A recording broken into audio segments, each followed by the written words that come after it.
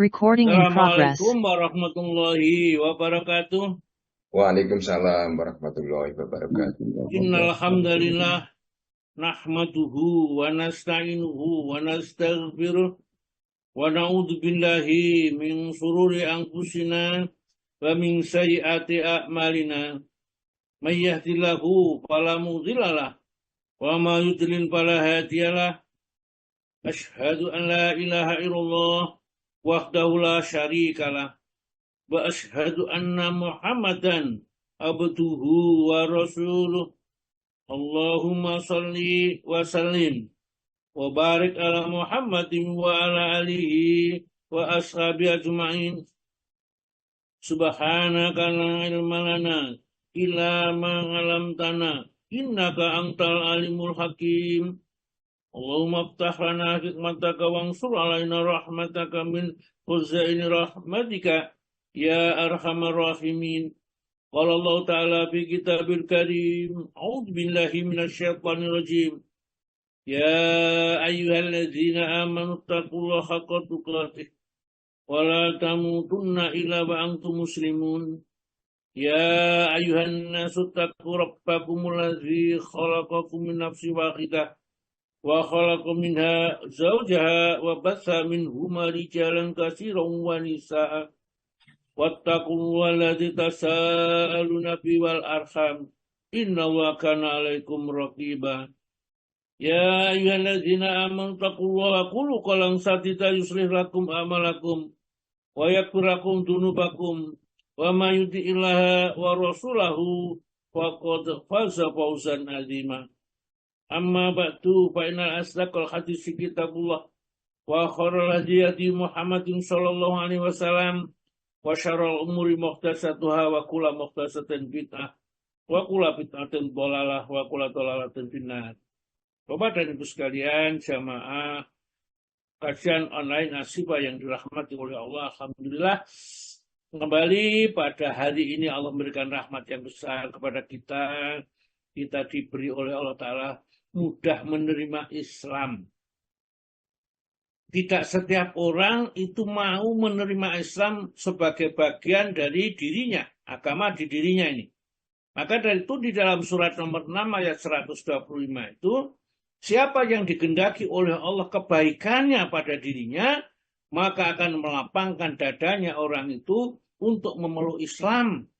Dan barang siapa yang digendaki kesesatannya, maka dia menerima Islam itu berat, sulit, sempit. Seakan-akan naik ke langit, semakin naik ke atas, semakin sempit ya pernapasannya. Alhamdulillah kita diberikan oleh Allah kemudahan pada pagi hari ini untuk mengaji ayat-ayat Allah atau mengkaji dengan hukum syariat agama ini atau agama yang diajarkan oleh Rasul kepada kita. Nah, seri hari ini adalah seri tauhid, yakni waspadalah terhadap tauhid. Jadi kitab golongan yang selamat. Jadi kita akan sekali pakai kitab ini. Pokoknya yang jelas sumbernya ada. Jadi nanti kalau umpamanya kita mau mencari dari mana itu, sumbernya ada, sudah saya sebutkan.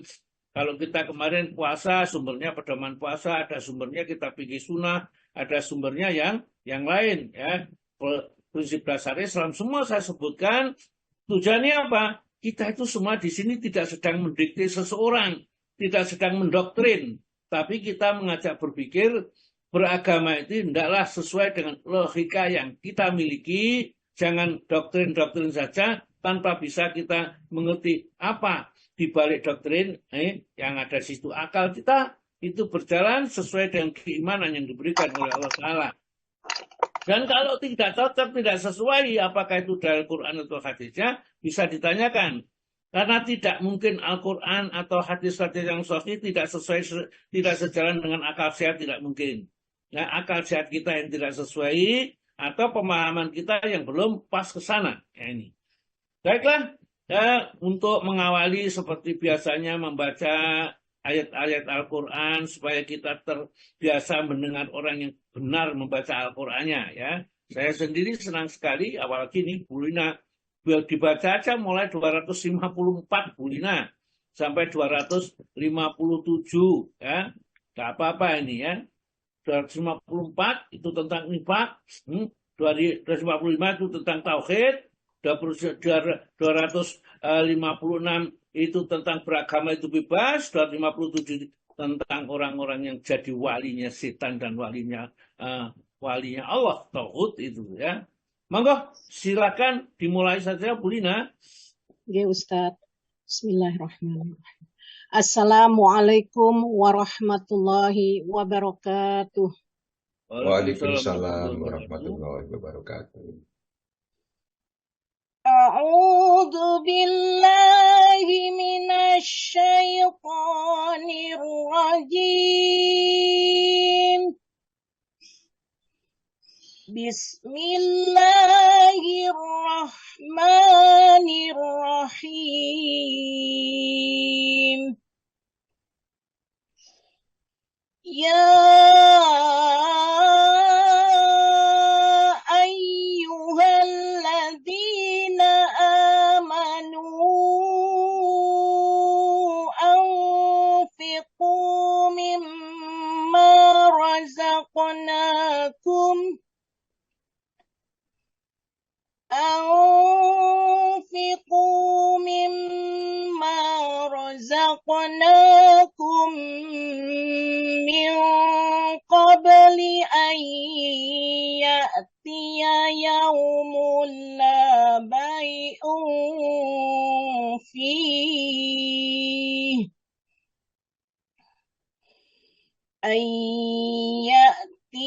يوم لا بيع فيه ولا خلة ولا شفاعة والكافرون هم الظالمون. الله لا إله إلا هو الحي القيوم لا تأخذه سنة ولا نوم له ما في السماوات وما في الأرض من ذا الذي يشفع عنده إلا بإذنه يعلم ما بين أيديهم وما خلفهم ولا يحيطون بشيء من علمه إلا بما شاء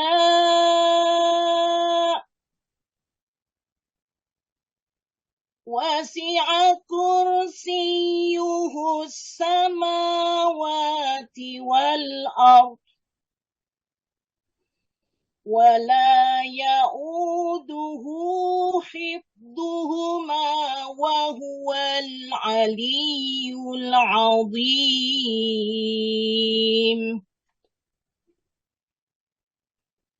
لا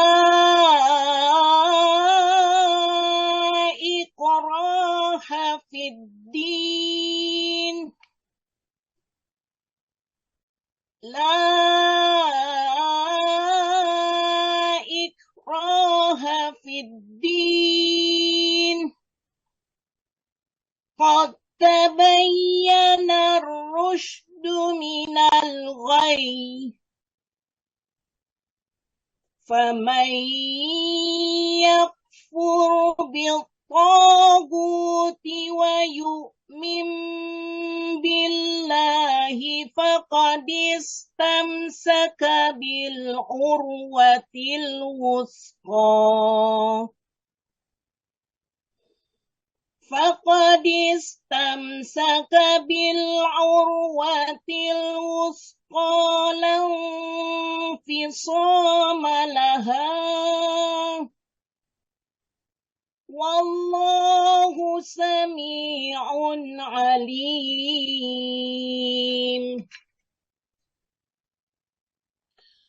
الله ولي الذين آمنوا يخرجهم من الظلمات إلى النور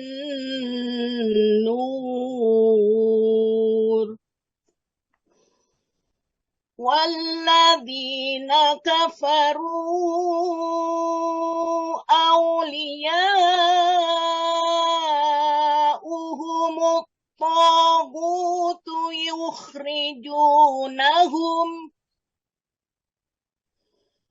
يخرجونهم من النور إلى الظلمات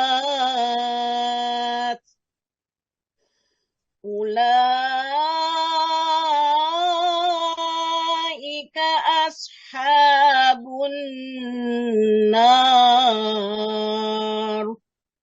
هم فيها خالدون. Sadaqallahul azim. Terjemahan Surat Al-Baqarah, surat kedua, ayat 254 sampai dengan ayat 257. Aku berlindung kepada Allah dari segala godaan setan yang terkutuk dengan menyebut nama Allah yang Maha Pengasih lagi Maha Penyayang. Wahai orang-orang yang beriman, infakkanlah sebagian dari rizki yang telah kami berikan kepadamu sebelum datang hari ketika tidak ada lagi jual beli, tidak ada lagi persahabatan, dan tidak ada lagi syafaat. Orang-orang kafir itulah orang yang zalim. Allah, tidak ada Tuhan selain Dia yang maha hidup, yang terus-menerus mengurus makhluknya, tidak mengantuk dan tidak tidur.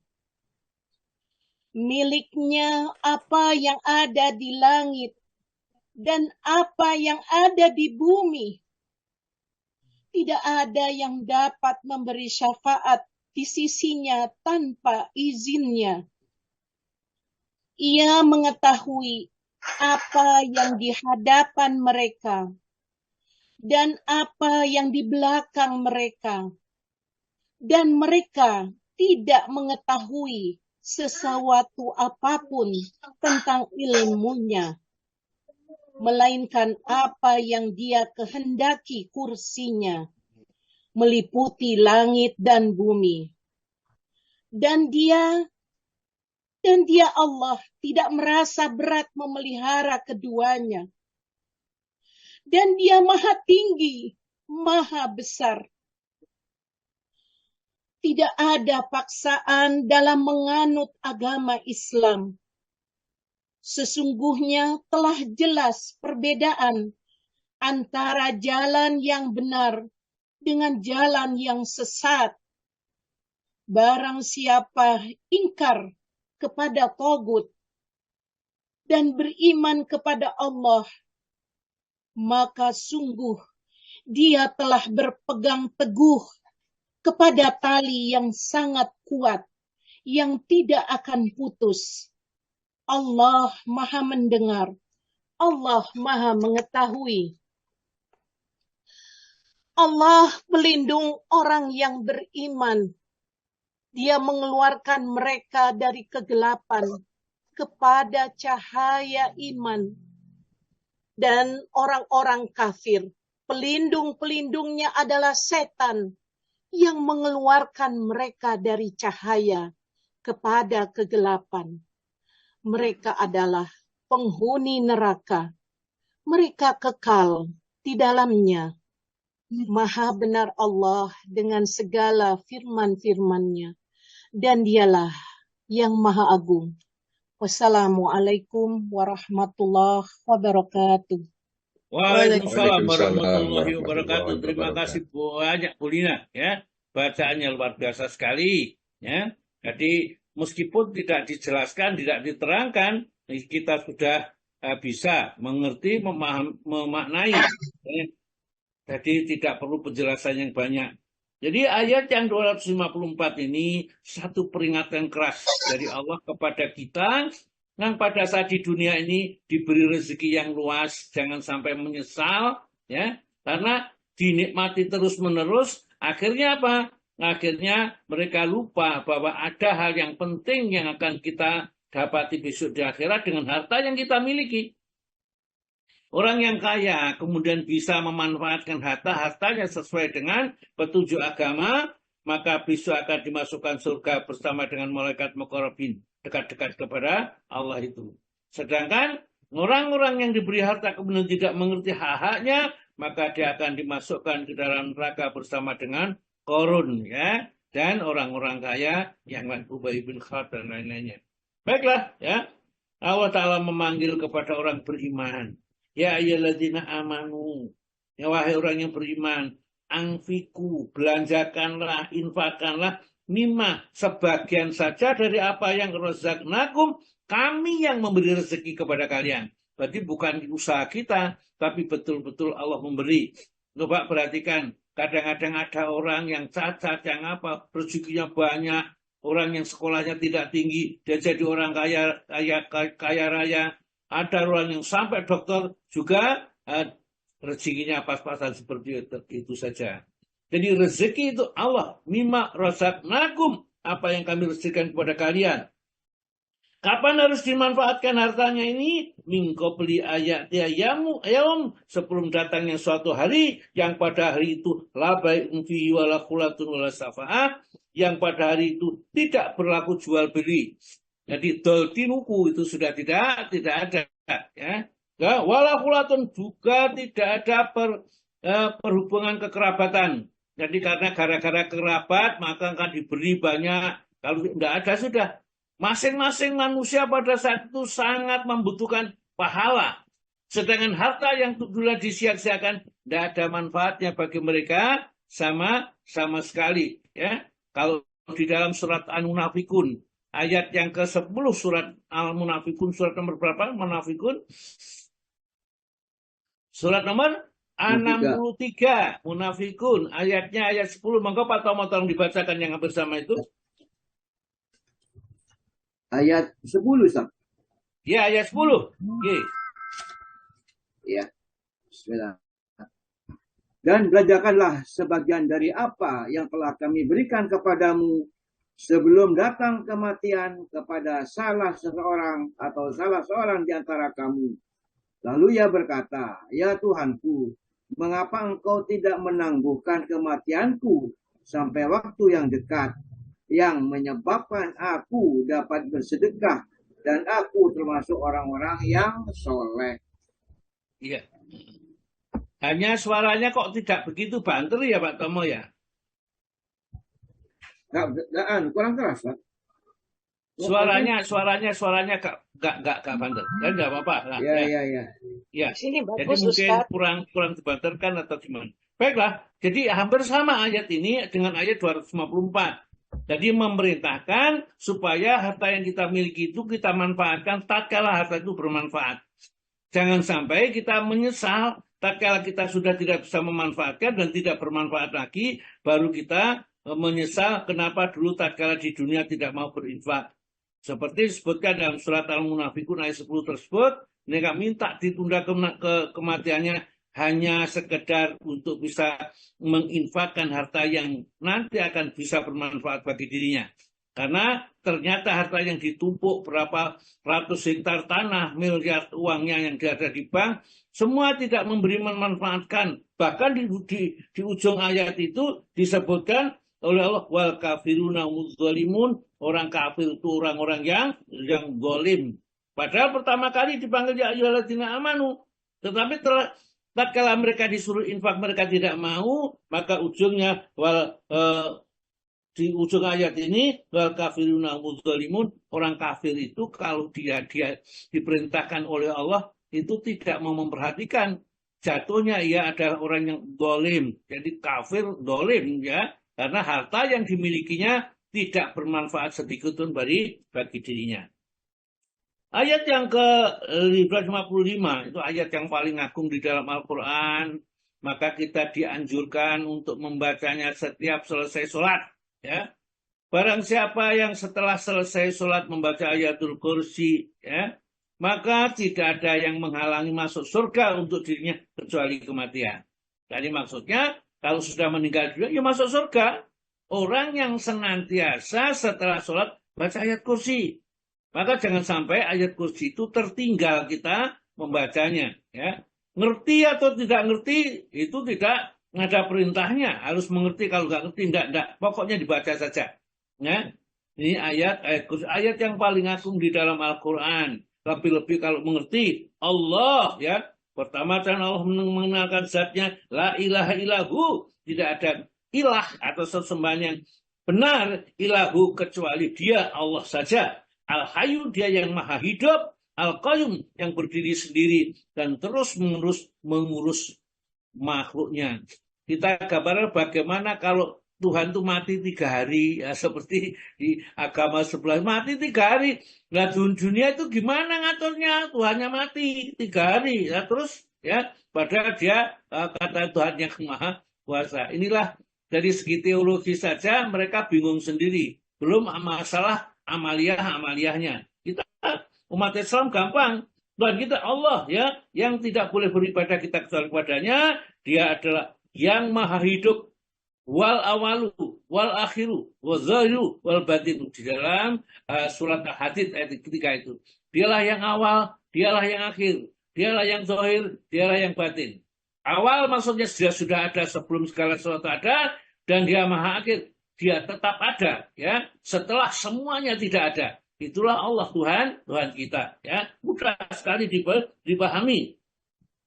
La ta'khudhu sinatu wala naum, dia tidak terkenal hukum ngantuk dan hukum tidur. Ya. Jadi artinya Allah Taala itu tidak pernah ngantuk selamanya, apalagi tidur. Bayangkan dunia itu ditinggal tidur sama Allah Taala, apalagi meninggal, ya tambah kacau lagi, ya. Siapa yang membagikan nafas ini, oksigen ini? Padahal itu adalah Allah yang mengatur. Allahu ladzi khalaqas samawati wal ard, ya. Dialah Allah yang menciptakan langit dan bumi, semuanya Allah Ta'ala mengatur. Siang dan malam silih bergantinya, inna fi khalqis samawati wal ardi wa ikhtilafil laili wan nahari, dan seterusnya. Allah sendiri tanpa pembantu. Malaikat itu bukan pembantunya Allah, ya, itu adalah utusannya. Kalau Allah merintah, Allah nggak butuh kepada siapapun, karena Allah itu Al-Ghani, maha kaya dan maha tidak butuh kepada siapapun saja. Tidak ada bisa itu yang bisa memberi syafaat, ya, kepada siapapun kecuali yang diizinkan oleh Allah. Siapa yang diberi syafaat adalah atas izin Allah. Siapa yang memberi syafaat juga izin Allah. Siapa yang paling beruntung mendapat syafaat itu, karena kata Nabi kita adalah orang yang mengucapkan la ilaha illallah mukhlishon fi min qalbihi, yang bersih dari hatinya, mengetahui, ada ilmunya, paham, ya, tidak ragu-ragu. Itulah yang mereka akan mendapatkan manfaat ucapan kalimat la ilaha illallah.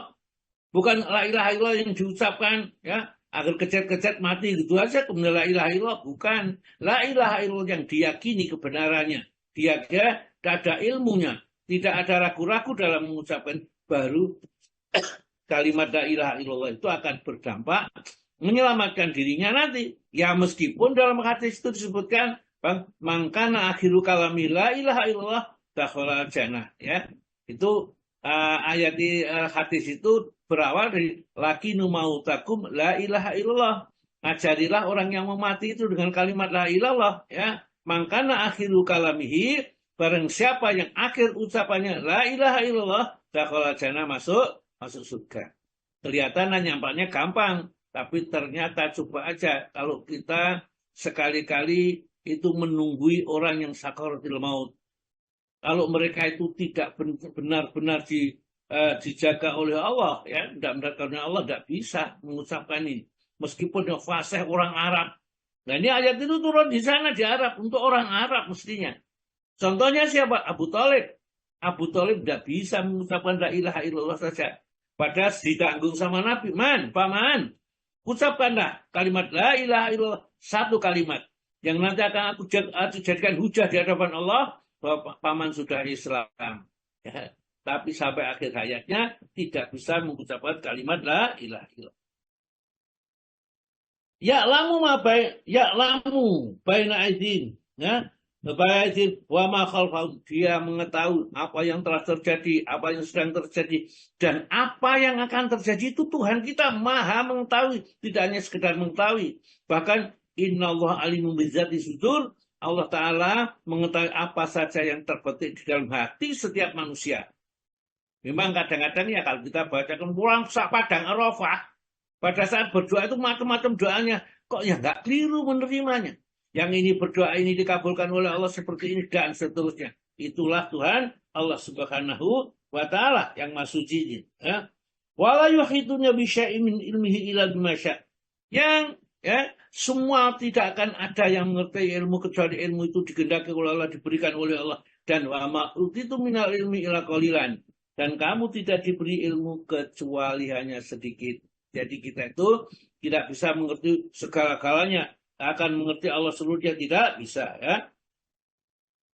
Wasi'a kursiyyus samawati wal ardh, sangat luas kursinya Allah. Kursi ya sudah kursi begitu aja, sudah jangan diterjemahkan diingklik atau apa atau seperti sudah. Kursinya Allah itu wasi'a, sangat luas, ya. Wasi'a kursiyyus samawati wal ardh, meliputi langit dan bumi. Kayak apa bentuknya? Kita tugasnya beriman, tidak bisa menyelidiki. Ayat-ayat yang seperti ini disebut ayat yang mutasyabihat ini hanya Allah Ta'ala yang mengerti makna hakikatnya. Warasikhuna fil ilmi, dan orang yang cerdas dengan ilmunya amma nabihi, beriman kepada ayat-ayat yang mutasyabihat ini. Kul min indi rabbina, semua itu datang dari Tuhan kami, ya. Ini kita percaya seperti itu, ya. Wala ya'ud, wala ya'udu hifdzuhuma, dan Allah tidak akan payah memelihara langit dan bumi, ngatur segala-galanya, tidak akan ada kecapean itu. Wa huwal aliyul azim, dia maha tinggi dan maha agung, ya. Kemudian ayat yang berikutnya menekan bahwa di dalam agama itu tidak ada paksaan. Sudah jelas yang calon masuk neraka, sudah jelas masuk surga juga jelas. Siapa saja yang tak kala Rasulullah sudah diutus, kemudian tidak beriman kepada Nabi kita Muhammad dan ajaran yang dibawa, tempatnya di dalam neraka, ya. Jadi Kristen, ya, Yahudi, Hindu, Buddha, Konghucu, menurut keyakinan Islam, karena mereka itu sekarang itu sudah hidup tak kala Rasulullah sudah diutus dan dia tidak beriman kepada Nabi kita, tempatnya di dalam neraka dan mereka khalidina fiha, ya. Kecuali kalau orang itu yang berada di suatu tempat nggak pernah mendengar namanya Nabi Muhammad, nggak pernah, nggak ngerti sama sekali, maka mereka itu termasuk di dalam yang disebutkan surat Al-Isra ayat 15. Ya, Allah tidak akan menyiksa seseorang sebelum datang utusan kepadanya. Ya, monggo Pak Tama dibaca ayat yang ke-15 ayat surat 17. Barang siapa yang berbuat sesuai dengan hidayah Allah, maka sesungguhnya dia berbuat itu untuk keselamatan dirinya sendiri. Dan barang siapa sesat, maka sesungguhnya dia tersesat bagi kerugian dirinya sendiri. Dan seseorang tidak berdosa tidak dapat memikul dosa orang lain. Dan kami tidak akan mengazab sebelum kami mengutus seorang Rasul. Ya, Pak Tomo sangat lemah sekali suaranya, ya. Padahal Ini itu pakai laptop apa mungkin pakai HP, bermasalah. Pak? Pakai laptop, mungkin bermasalah. Biasanya banter loh Pak Tomo, kok nggak banter dengerin? Halo, ini udah Kok keras ya? Kok nggak begitu keras suaranya? Sekarang masih lemah, Ustaz. Halo? Kurang Tempat saya ini. sekali. Jelas Ustaz di tempat saya. Oh ya, berarti keadaan yang Banyuwangi ini Pak ya? Ya, itu Tidak jelas Ustaz, Sidoarjo jelas. Wah, situ aja Ya, jelas. Baik, terima Sidoarjo kasih. jelas. Yang penting jamaah jelas. Yang penting jamaah jelas. Kalau saya sendiri sudah jelas lah, saya ngerti ya. Kalau jamaah sudah tidak ada masalah, terus akan Di ada. Jogja jelas Baiklah, ya. Ustaz. Di Jogja jelas Ustaz. Saya di Jogja ini. Jelas ya Bu ya. Jelas banget ya. Alhamdulillah. Ini juga Terus jelas, suara saya juga Ustaz. jelas. Suara saya jelas Bu. Jelas. Seperti saya di Surabaya gitu loh Ustaz. Jadi sama Ya, saja suaranya. Alhamdulillah, alhamdulillah. Ini Jelas Karena saya, di Bu. Banyuwangi itu loh mungkin. ragu-ragu soalnya kan nggak biasa di sini, jadinya ya rada ragu-ragu. Baiklah ya, ini karena sudah jelas ya. Baiklah ya, ayat yang ke-257 ya. Allah waliyul ladzina aman. Allah itu walinya, kekasihnya yang terdekat pada zatnya Allah itu orang-orang yang beriman.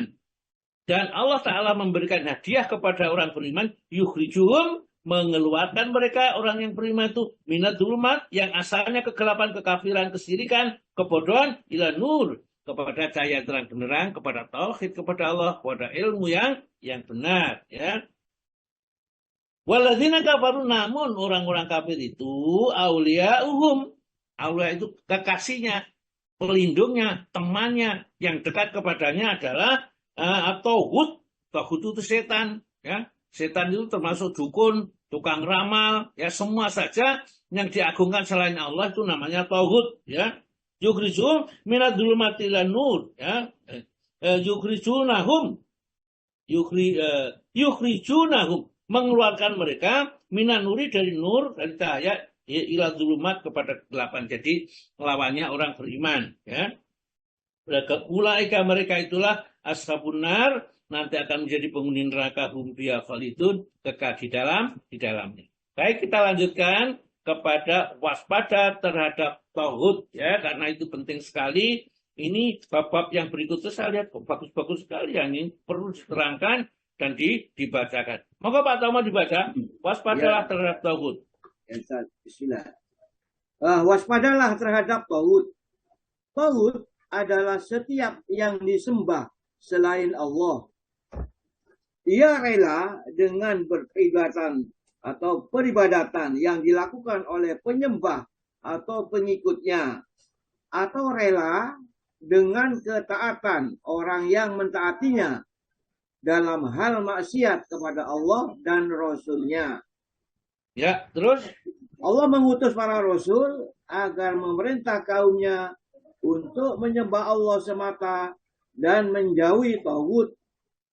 Allah berfirman dalam surah An-Nahl ayat 36 yang artinya, dan sesungguhnya kami telah mengutus Rasul pada tiap-tiap umat untuk menyerukan, sembahlah Allah semata dan jauhilah tauhid itu. Ya, saya bacakan ini ya. Jadi Allah Ta'ala sudah memerintahkan kepada setiap Rasul dari setiap generasi itu diutus oleh Allah supaya Rasul-Rasul itu membawa manusia yang asalnya menyembah tauhid itu kembali menyembah Allah saja. Ya. Jadi Allah waliyul ladzina amanu yukhrijuhum minadz dzulumati ilan nur. Ya, nanti akan dikeluarkan dari kegelapan menjadi cara yang terang benderang. Allah Ta'ala menjelaskan di dalam surat An-Nahl, surat nomor 16 ayat 36 itu, walaqad ba'asna, ya. Dan sungguh kami telah mengutus fi kulli umatin, di setiap umat. Nah, ada misalnya umatnya Nabi Nuh, umatnya Nabi Soleh, umatnya Nabi Hud dan lain-lainnya, Nabi Holod dan lain-lainnya itu diutus oleh Allah. Walaqad ba'asna, dan sungguh kami telah mengutus fi kulli umatin, di dalam setiap umat rasulan, seorang rasul senantiasa oleh Allah diperintahkan anikbudullaha, hendaklah para rasul mengajak manusia menyembahnya kepada Allah, wajib tanibut togut, dan jauhilah penyembahan kepada setan, dukun, tukang ramal, atau lain-lain yang menyesatkan manusia itu, ya, mengajari sihir dan lainnya ini. Maka tatkala diajak oleh Rasul itu untuk menyembahnya kepada Allah, faminhum, maka di antara mereka umat-umatnya itu manhadallah, ada yang betul-betul mendapat petunjuk dari Allah sehingga menerima seruan Rasul menyembahnya kepada Allah, menjauhi tagut. Wa minhum, dan di antara mereka man haqqat alaihi dhalalah, ada yang sudah pasti sesatnya karena mereka menolak ajaran Rasul dan mereka tetap mengikuti penyembahan pada tagut, ya. Jadi kalau ada misalnya orang biasanya kalau panen, memetik panen itu, ya, membawa cok bakal itu ke sawahnya, di tiap pojokan itu dikasih ini bajik bakar menyan, kemudian dia membaca mantra-mantra ini, menyebut Dewi Sri dan lain-lainnya, itu semua tagut, itu yang tidak boleh kita percaya, ya. Ini. Oleh karena itulah fasiru berjalanlah kalian bil arti di muka bumi itu, kemudian dulu perhatikanlah kaifa kana akibatul mukadzibin, bagaimana orang-orang yang menolak ajaran Rasul sehingga mereka tetap menyembah tauhid, tidak mau menyembah kepada Allah. Mereka dibinasakan oleh Allah Subhanahu wa taala. Kaum Samud dibinasakan, kaum Ad dibinasakan. Seperti disebutkan di dalam surat Al-Haqqah, surat nomor berapa Pak Al-Haqqah tadi? 69, surat 60, surat Al-Haqqah 69, ayat 5 dan ayat 6. Monggo Pak Tomu. Adapun kaum Samud, maka mereka telah dibinasakan dengan kejadian yang luar biasa. Maksudnya, kejadian yang luar biasa itu ialah petir yang amat keras yang menyebabkan suara yang mengguntur yang dapat menghancurkan. Terus? Adapun kaum Ad, maka mereka telah dibinasakan dengan angin yang sangat dingin lagi amat kencang. Iya, ya. Itulah contoh-contoh mereka yang tidak mau mentaati Allah. Mereka tetap juga menyembah kepada tauhid, ya. Bentuk tauhid itu, monggo Pak Tomo. Bentuk tauhid itu amat banyak, tetapi pemimpin mereka ada 5. 1, setan. Tauhid itu selalu menyeru manusia beribadah kepada selain Allah. Dalilnya adalah firman Allah dalam surat Yasin ayat 60. Bukankah aku telah memerintahkan kepadamu, wahai Bani Adam, supaya kamu tidak menyembah setan? Sesungguhnya setan itu adalah musuh yang nyata bagimu. Iya, jadi surat Yasin ayat 60 itu intinya adalah seperti itu. Jangan Yasin itu dibaca, tapi tetap aja juga kita masih mendatangi tempat-tempat sesuatu, kemudian minta tolong kepada setan, kepada dukun, tukang ramal, main-main sihir, jangan. Alam ahad ilaikum, ya. Bukankah telah aku perintahkan kepada kalian, ya Bani Adam, wahai anak keturunan Adam, Allah tak butuh syaitan, jangan sampai kamu menyembah, mentaati namanya syaitan, ya. Karena apa? Innahu lakum aduwwum mubin. Setan itu musuhmu yang nyata. Jadi sudah berjanji kepada Allah akan menyesatkan manusia, akan didatangi dari depan, dari samping kiri, samping kanan, dan dari samping belakang, sehingga sedikit sekali hambanya yang seperti sumpahnya setan, dan manusia itu lupa. Maka diingatkan di dalam surat Yasin itu, jangan sampai kerjasama dengan setan. Semua perbuatan-perbuatan mungkar, perbuatan-perbuatan dosa yang dikerjakan oleh seseorang itu hasil kerjasama dengan setan. Hati-hati. Yang kedua, monggo Pak Tomo. Yang kedua, penguasa yang zalim yang mengubah hukum-hukum Allah Azza wa Jalla.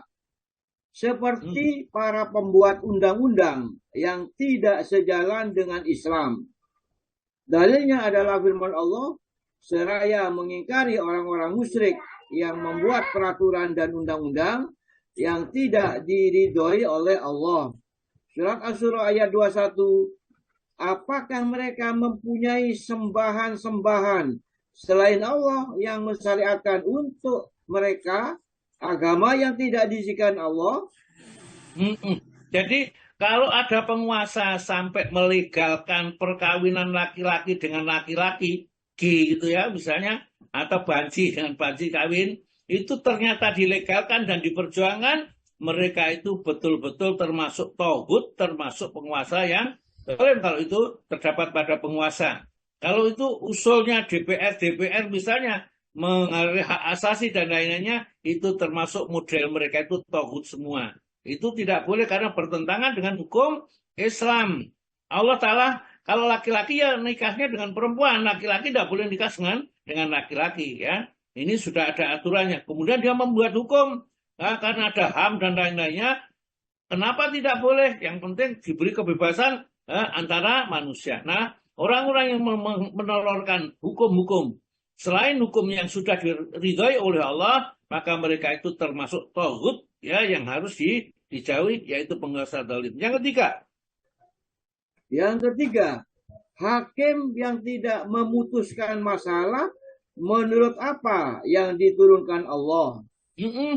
Yaitu jika ia mempercayai bahwa hukum-hukum yang diturunkan Allah tidak sesuai lagi, atau dia membolehkan diberlakukannya hukum-hukum yang lain. Allah berfirman dalam surat Al-Maidah ayat 44. Apa yang memutuskan menurut apa yang diturunkan Allah, maka mereka itulah orang-orang yang kafir. Iya.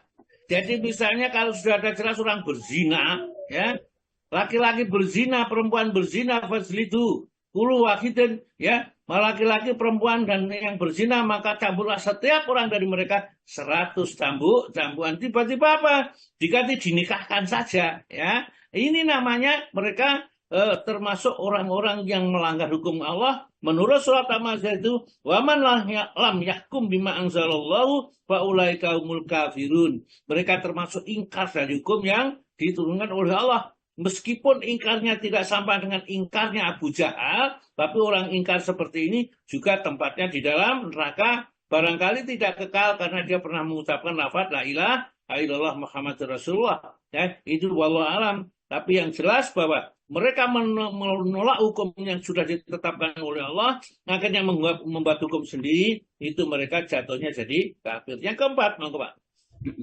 Yang keempat, orang yang mengaku mengetahui ilmu yang gaib. Dalam hal ini Allah berfirman dalam surat An-Naml ayat 65, katakanlah, tidak ada seorang pun yang di langit dan di bumi yang mengetahui perkara yang gaib kecuali Allah. Ya, jadi umpamanya seperti sekarang, wah ini kepilihannya kan jadi ini, nanti akan terjadi, setelah ini terjadi ini, gegeran ini. Sebenarnya dia uraikan seakan-akan mereka itu memang betul-betul tahu yang gaib, maka orang yang seperti itu termasuk tauhid, dukun-dukun, tukang ramal, itu semua itu termasuk kategori tauhid yang kita harus waspada. Biasanya orang lebih percaya ke sana, membawa apa namanya ya itu ya sangu mungkin apa saja supaya mereka itu nanti bisa memberikan ramalan yang baik untuk dirinya. Jadi orang yang mengaku mengetahui ilmu yang gaib, hal yang belum pernah terjadi, termasuk mereka itu adalah tauhid yang harus dijauhi. Jangan sampai mendatangi peramal, anak saya lahir Selasa Pon, ya, Nina akan nikah dengan Kemis Wage. Bagaimana? Apakah bisa? Kalau bisa, bagaimana? Apa syaratnya? Kita percaya seperti ini sudah kita percaya kepada tauhid yang tidak boleh. Ini harus hati-hati. Karena apa? Karena umat Islam sekarang itu hidup di dalam masa-masa setelah keyakinan orang-orang yang Hindu, orang-orang yang dulu beragama bukan agama Islam, yang masih kental. Setelah jadi orang Islam, keyakinan itu belum bisa lepas dari kita. Yang kelima, yang terakhir, monggo Pak. Yang kelima, seseorang atau sesuatu yang disembah dan diminta pertolongan oleh manusia selain Allah, sedangkan ia rela dengan yang demikian. Maka dalilnya Allah berfirman dalam surat Al-Anbiya ayat 29, dan barang siapa di antara mereka mengatakan, sesungguhnya aku adalah Tuhan selain Allah, maka orang itu kami beri balasan dengan jahanam. Demikianlah kami memberikan pembalasan kepada orang-orang yang zalim. Ya, terus? Setiap mukmin wajib mengingkari tagut agar ia menjadi seorang mukmin yang lurus dan sejati. Allah berfirman dalam surat Al-Baqarah ayat 256, karena itu barang siapa yang ingkar kepada tagut dan beriman kepada Allah, maka sesungguhnya ia telah berpegang kepada buhul tali yang amat kuat, yang tidak akan putus. Dan Allah Maha mendengar, lagi Maha mengetahui. Iya. Ayat ini, Jadi kalau ya, tinggal sedikit, Ustaz. Oke.